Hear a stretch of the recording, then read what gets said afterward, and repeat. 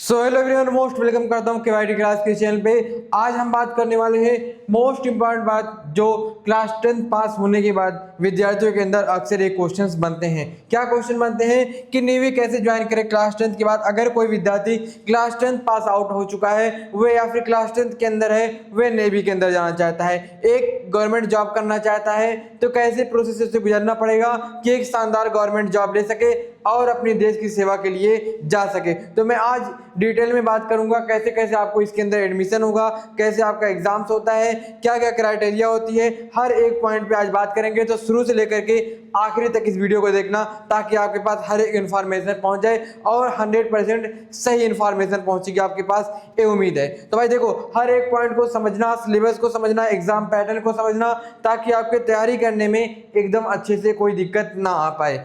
देखिए, अगर बात करें हम सबसे पहले यहाँ से शुरुआत करेंगे, हम बात करें अगर अग्निवीर एमआर क्या होता है। अगर आप जाओगे सर्च करोगे इंटरनेट के अंदर तो अग्निवीर एमआर के रूप में आएगा। समझ में नहीं आया कि मैं नेवी की तैयारी करने जा रहा था तो अग्निवीर एमआर क्या आ रहा है, अगले से अलग कोर्स लग रहा है, अलग नाम ही लग रहा है। तो अगर मैं इसके बारे में बात करूं, देखना भाई, एक है 10वीं पास छात्रों के लिए भारतीय नौसेना इंडियन नेवी ज्वाइन करने के मुख्य रास्ते, जहां से आपको गुजरना पड़ेगा। जो मोस्ट इंपॉर्टेंट एक बात है, एक रास्ता है, उससे आपको निकलना पड़ेगा।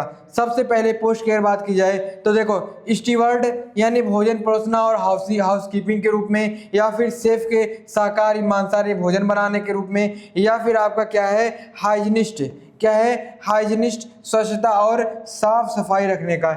इसके अंदर आपको एक पोस्ट मिल सकती है, या फिर हाइजीनिस्ट साफ सफाई की देखभाल करना, या फिर खाना बनाने का, या फिर आपको क्या है भोजन जो खाना बनता है उसको परोसने का। इन तरह के कॉम्स आपको मिल सकते हैं इसके अंदर। और आगे अगर हम बढ़े तो हमें मिलेगा क्या एलिजिबिलिटी क्राइटेरिया होनी चाहिए, क्या एलिजिबिलिटी क्राइटेरिया होनी चाहिए। तो सबसे पहले अगर मैं बात करूं क्वालिफिकेशन की आपकी, तो 10वीं पास किसी भी मान्यता प्राप्त बोर्ड से, चाहे वह स्टेट लेवल का हो चाहे वह सेंट्रल लेवल का हो, लेकिन वो क्या हो, मान्यता प्राप्त एक बोर्ड हो। जो 10वीं के परिणाम का इंतजार कर रहे हैं वे भी आवेदन कर सकते हैं। यानी जो विद्यार्थी क्या हैं इस 10th क्लास आउट को पास कर चुके हैं, ठीक है, या फिर जो 10th में अपेयर यानी जो 10th क्लास के अंदर प्रेजेंट में है, बोर्ड एग्जाम देंगे उसके बाद आप भरना चाहते हो। तो ऐसा नहीं भाई, जो लोग पास हो चुके हैं वो लोग भी दे सकते हैं, जो 10th क्लास के अंदर है प्रेजेंट में, बोर्ड एग्जाम देंगे, यानी वो विद्यार्थी भी दे सकते हैं। अच्छा, अगर मैं बात करूं मार्क की, तो देखो कम से कम आपके 50% होने चाहिए टोटल मार्क, टोटल आपके 50% होने चाहिए यहाँ पर। अगली बात, अगर मैं एज लिमिट की बात करूं तो लगभग 17.5 साल से लेकर के या उससे अधिक, हर बैच के हिसाब से अलग अलग आयु सीमा होती है, ठीक है। हर बैच की क्या होती है, अलग अलग क्राइटेरिया एज लिमिट की होती है, लेकिन कम से कम उनकी एज जो होनी चाहिए 17.5 साल होनी चाहिए। और क्या एक चीज है, वैवाहिक स्थिति, यानी केवल अविवाहित अनमैरिज्ड पुरुष और महिला उम्मीदवार पात्र हैं। जिन लोगों की शादी नहीं हुई है, चाहे वह महिला हो यानी मेल फीमेल दोनों, जो भी इस एग्जाम को देना चाहता है वो अविवाहित हो, उसकी शादी ना हो, अनमैरिज हो, ठीक है। आगे अगर हम बात करें सिलेक्शन का प्रोसेस कैसे होता है, किस तरह से सिलेक्शन होगा, तो अगर मैं बात करूं सबसे पहले आपका सीबीटी मोड यानी कंप्यूटर बेस्ड टेस्ट होता है। कंप्यूटर मोड यानी ऑनलाइन आपका एग्जाम होता है। कंप्यूटर आधारित परीक्षा आपकी होती है, जिसे सीबीटी आप कहते हो। एक ऑनलाइन लिखित परीक्षा होती है, एक क्या है ऑनलाइन रिटन एग्जाम आपका होता है। सेकंड में क्या होता है आपका पीएफटी होता है। इसमें शारीरिक दक्षता यानी आपकी फिटनेस वगैरह के बारे में चेक किया जाता है। फिजिकल फिटनेस टेस्ट होता है, दौड़ हो गया, पुशअप्स हो गए आदि शामिल होते हैं। और भी अलग अलग प्रोसेस होते हैं जहां से आपको करना होता है। नेक्स्ट आपका क्या होगा, इसके अंदर आपके मेडिकल एग्जामिनेशन होते हैं। ये चयन का अंतिम और महत्वपूर्ण चरण होता है, ये मोस्ट इंपॉर्टेंट होता है। यानी आपके सिलेक्शन के 3 प्रोसेस होते हैं। एक तो आपका online CBT mode written exam होता है, उसके बाद आपकी पीएफटी यानी फिजिकल फिटनेस टेस्ट होते हैं, और फिर आपका मेडिकल एग्जामिनेशन होते हैं। ये सिलेक्शन के आपके प्रोसेस है, इन 3 सिलेक्शन प्रोसेस में आपको बेहतर करना होगा। आगे अगर हम बात करें अगर हम बात करें एग्जाम पैटर्न के बारे में, एग्जाम का पैटर्न किस तरह से होता है, कैसा होता है एग्जाम पैटर्न। मैं अगर एग्जाम पैटर्न के बारे में बात करूं तो देखो भाई, आपकी जो प्रश्नों की रूपरेखा क्या, कुल आपके 50 MCQ क्वेश्चंस आते हैं, यानी कुल 50 अंक, यानी हर सही उत्तर पर आपके 1 नंबर मिलेंगे। और टाइम की अगर बात की जाए तो सिर्फ और सिर्फ 30 मिनट आपको दिए जाते हैं, यानी 30 मिनट्स के अंदर आपके 50 क्वेश्चन सॉल्व करने होंगे। नेगेटिव मार्किंग, हर गलत उत्तर पर 0.25 अंक काटे जाते हैं। अगर आपने एक क्वेश्चन सही कर दिया और एक क्वेश्चन गलत कर दिया तो आपको जो सही नंबर था वहां से 0.25 नंबर आपके काट लिए जाएंगे, ठीक है। तो कंपटीशन यहाँ से भी आपका बढ़ जाता है। और आपका एग्जाम क्या होता है, हिंदी एंड इंग्लिश दोनों लैंग्वेज के अंदर आता है। आपके 10वीं कक्षा के स्तर के अनुसार होंगे, जो आपका 10वीं का लेवल होता है, 10वीं क्लास का सिलेबस होता है, 10th क्लास का अंदर वही सिलेबस आपका होता है, उसी लेवल के क्वेश्चंस आते हैं।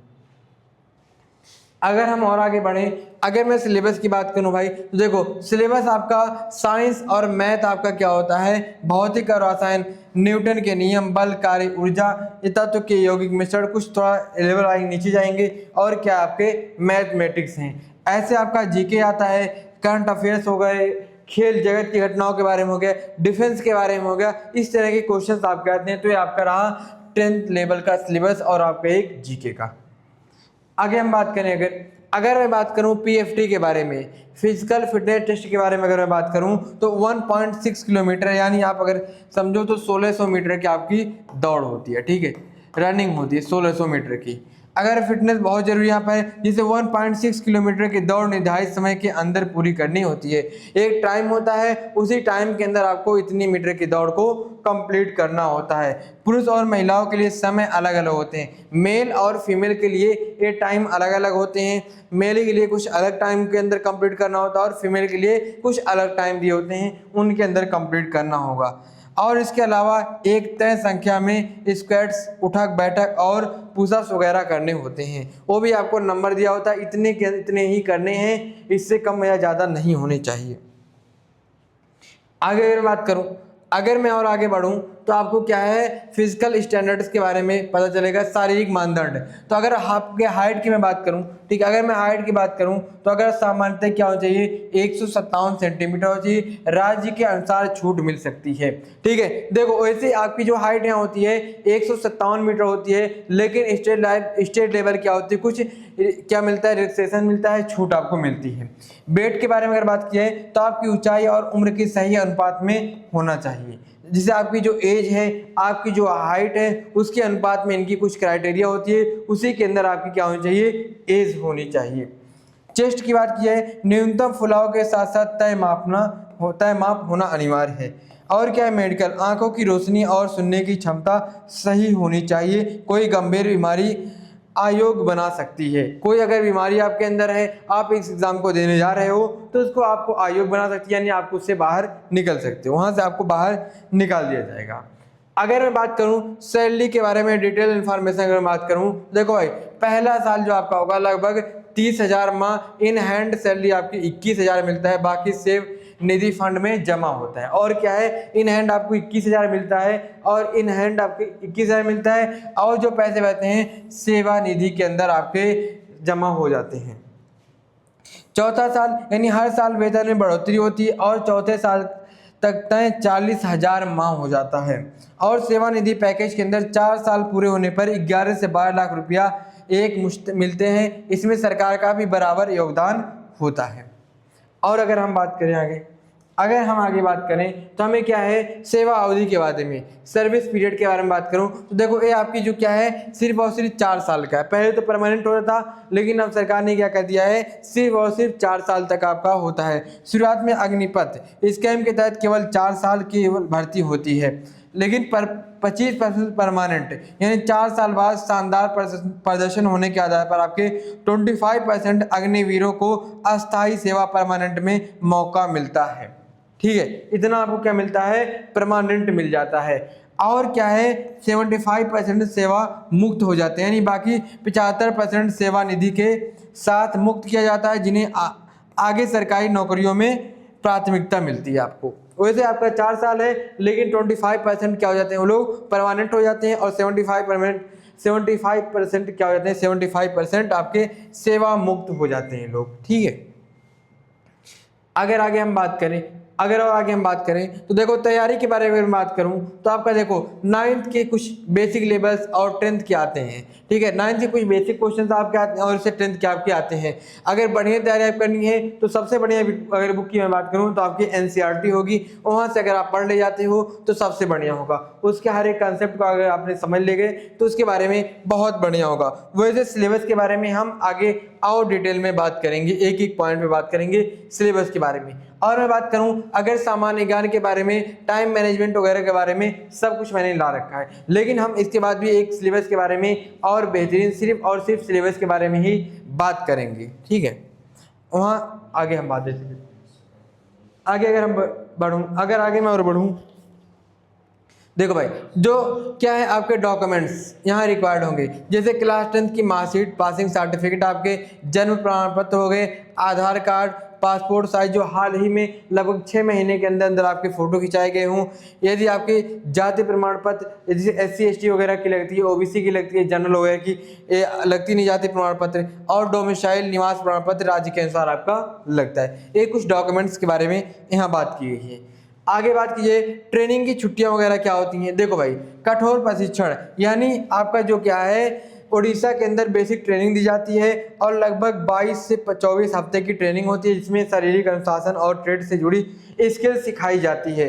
22 से लेकर के आपके 24 हफ्ते की पूरी ये ट्रेनिंग होती है। उसके बाद साल में लगभग 30 दिन की छुट्टियां मिलती हैं। मुफ्त चिकित्सा, राशन, वर्दी और सेवा के दौरान 48 लाख का आपका ग्रुप इंश्योरेंस कवर होता है, मिलता है, ठीक है। ये चीज़ें आपके हैं जहाँ से बेनिफिट मिलती हैं। अगर मैं बात करूँ कैसे आपको आवेदन करना, अप्लाई कैसे करना है, तो देखो भाई वेबसाइट जो आपकी है सबसे पहले आपकी joinindiannavy.gov.in की ऑफिशियल वेबसाइट है। यहाँ से आप रजिस्ट्रेशन कर सकते हो और अपडेट रहने के लिए आप 1-2 बार नोटिफिकेशन आती रहती, साल के अंदर 1 से 2 बार नोटिफिकेशन आती है, तो आपको जरूर इससे जागरूक रहना है। अगर आप चैनल पे नए हो तो सबसे पहले चैनल को सब्सक्राइब कर लो और किस बारे में इस एग्जाम के लिए आपको जानना है उसके बारे में ही आप कमेंट कर सकते हो, उसकी भी रिप्लाई दी जाएगी। आपको नंबर दिख रहा है, इस नंबर पे मैसेज कर सकते हो। और मैं अगर आपको बात बताऊं कुछ जरूरी जो है मोस्ट इंपॉर्टेंट बातें हैं, वो बातें हमारी ये हैं, यहाँ से देखना। जैसे कि हमारा अग्निपथ स्कैम का एक बैच मंडे से स्टार्ट हो जाएगा। इसके अंदर कंप्लीट 100% आपकी सिलेक्शन की तैयारी कराई जाएगी, पूरे तरीके से 100% तैयारी कराई जाएगी। इसके अंदर अगर मैं बात करूं भाई देखो इसके अंदर आपके कंप्लीट सिलेबस कराए जाएंगे। कंप्लीट 100% आपके सिलेबस कराने के साथ साथ मॉक टेस्ट आपके होंगे, हर वीक में आपके टेस्ट होंगे और DBB क्लास खत्म होने के बाद डेली जो क्लास होगी आपके नोट्स दिए जाएंगे। जैसी जो आपके सिलेक्शन के लिए जितनी भी चीज़ जरूरत है उन सब चीज़ों का हम आपको देंगे, साथ साथ आपके आखिरी एडमिशन तक हम आपका साथ देंगे।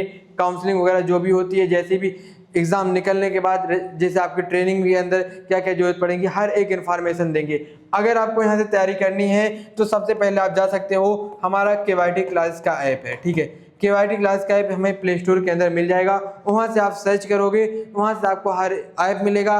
ऐप के अंदर जाओगे, अपने कोर्स को रिसर्च करोगे, वहाँ से आप अपनी तैयारी को कर सकते हो। अगर कोई दिक्कत आ रही है, कोई और इन्फॉर्मेशन चाहिए, मैं यहाँ आपको नंबर लिख दे रहा हूँ, ठीक है। मैं यहाँ आपको नंबर लिख दे रहा हूँ, आप इस नंबर पर मैसेज कर सकते हो, हर एक इन्फॉर्मेशन आपको पूरे तरीके से मिल जाएगी। तो किसी और वीडियो में दोबारा मिलते हैं नए वीडियो के अंदर, और ये भी बताना और किस चीज़ की ज़रूरत आपको है। तब तक के लिए धन्यवाद और जय हिंद साथियों।